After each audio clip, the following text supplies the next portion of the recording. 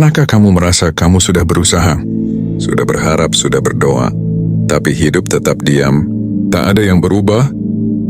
Kamu menuduh nasib, menuduh orang lain, bahkan menuduh Tuhan, padahal suara paling menentukan selama ini adalah suara yang diam di dalam dirimu. Law of Attraction bukan sulap, ia bukan mantra instan, ia adalah hukum batin. Apa yang kamu bawa dalam jiwa, itulah yang menarik ke hidupmu.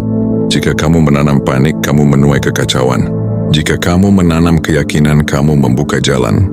Di episode ini kita akan menelisik mengapa Law of Attraction pada akhirnya bergantung pada dirimu sendiri, dan bagaimana Stoikisme serta filsafat Islam menuntunmu bukan pada ilusi menarik, tapi pada transformasi diri yang nyata. Memahami konsep bukan sekedar kata-kata. Kalau kita sederhanakan, Law of Attraction, LOA, bilang bahwa pikiran, perasaan, dan keyakinan kita mempengaruhi apa yang kita tarik, baik itu peluang, hubungan, atau keadaan. Dalam bahasa populer, kamu menarik apa yang kamu pancarkan. Tetapi di bawah popularitas itu ada banyak kesalahpahaman. Ada yang mengira LOA adalah menyihir dunia dengan kata-kata. Ada yang menganggapnya hanya optimisme berlebihan.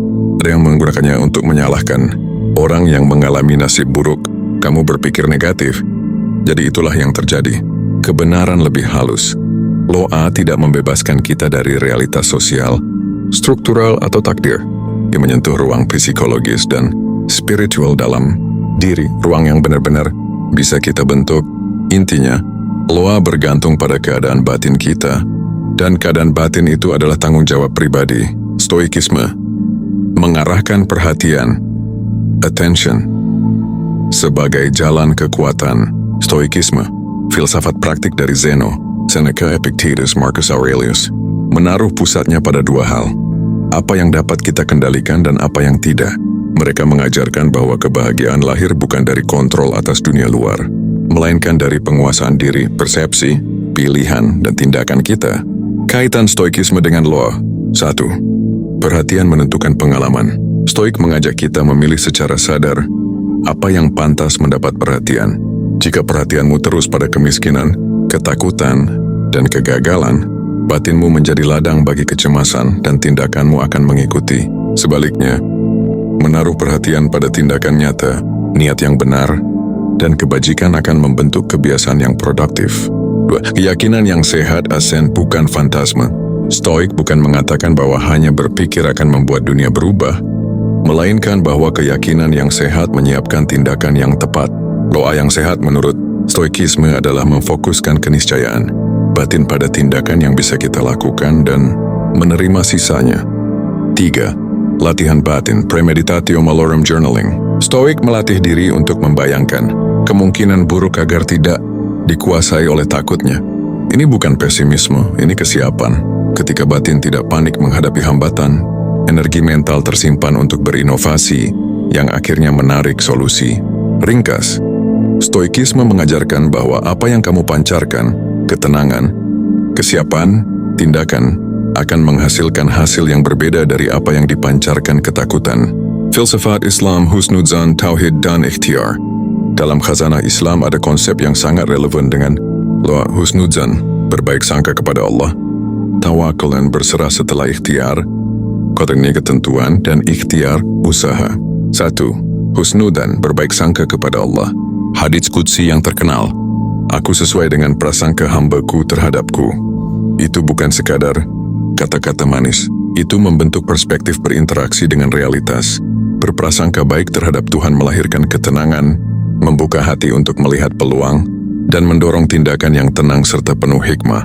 Aksentuated semua ini adalah magnetar, spiritual. 2. Tawakul tambah ikhtiar. Islam menegaskan keseimbangan, berusaha sungguh-sungguh lalu bertawakal. Tawakul bukan pasrah pasif, ia penegasan bahwa setelah usaha benar, hasil ada di tangan Tuhan. Hati yang tawakal tidak dihantui kegelisahan, dan sikap itu membuat tindakan lebih fokus, bukan kacau. Loa yang sehat di sini berarti niat yang lurus plus usaha yang disiplin plus ridha atas hasil. 3. Qadr, menerima keterbatasan tanpa kehilangan tanggung jawab. Keyakinan terhadap takdir bukan alasan untuk tidak berusaha. Ia memberi konteks bahwa kita bekerja dalam ruang yang lebih besar. Kesadaran ini membebaskan dari rasa mendesak yang merusak kualitas tindakan. Dari perspektif Islam, loa sejati adalah ketika hati dipadukan dengan ibadah, akhlak, dan usaha, batin yang suci menarik berkah, batin yang kacau menarik hambatan. Definisi dalam rinci, LOA semua bergantung pada dirimu sendiri. Mari uraikan definisi itu poin per poin. 1. Semua bukan absolut dalam tafsir praktis. Bukan berarti kamu bisa mengendalikan cuaca, ekonomi, atau pilihan orang lain hanya karena menariknya. Semua di sini merujuk pada kebanyakan hasil personal yang bermuara dari pikiran, perasaan, dan tindakanmu. 2. Bergantung pada dirimu sendiri artinya tanggung jawab internal. Loa menekankan locus of control internal. Fokus pada apa yang bisa kamu ubah, yaitu batinmu sendiri. Ketika kamu mengubah batin, keyakinan, kebiasaan cara melihat, perilaku dan keputusanmu berubah, sehingga hasil pun berbeda. 3. Ia adalah proses, bukan jaminan. Mengubah vibrasi batin tidak serta-merta menjamin hasil yang segera, tapi ia mengubah kesempatan, persepsi peluang, dan ketahanan dalam menghadapi hambatan yang pada akhirnya meningkatkan probabilitas hasil yang diinginkan. 4. Ada interaksi antara individu dan lingkungan. Batinmu berinteraksi dengan konteks sosial ekonomi. LOA yang efektif mengenal struktur realitas dan beradaptasi. Berdoa, percaya lalu bertindak sesuai konteks.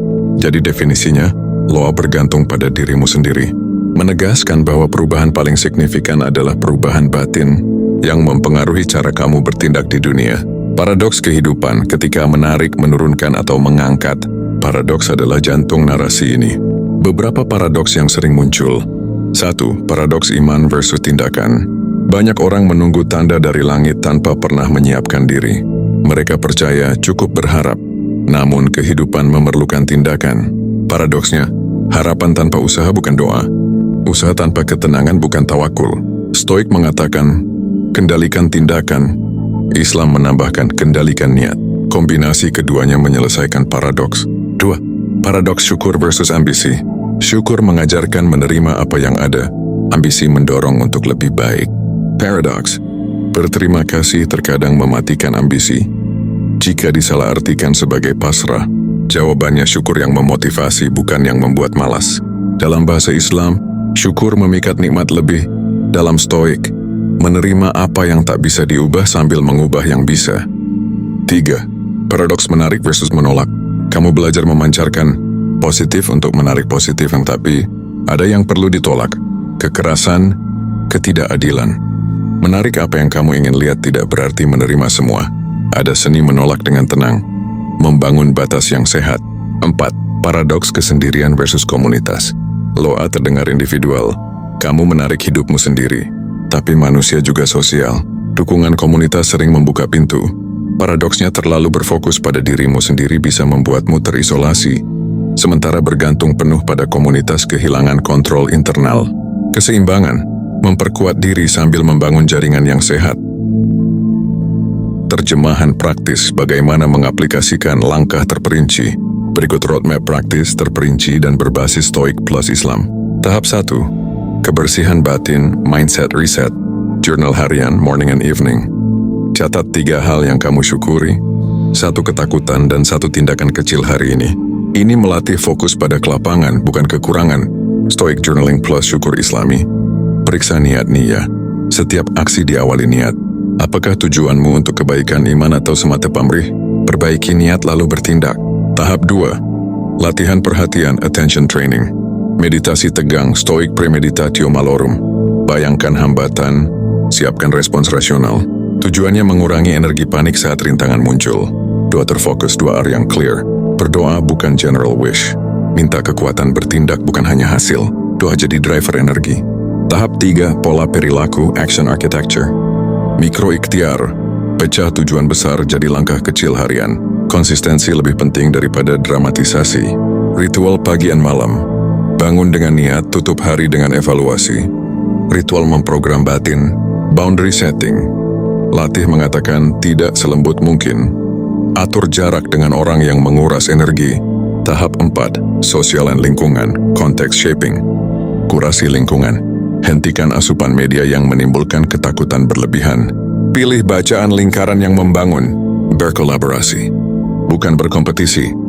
Cari mentor sahabat yang menyokong proses, bukan mengeksploitasi. Tahap 5, evaluasi dan rida, outcome handling. Evaluasi 30 hari.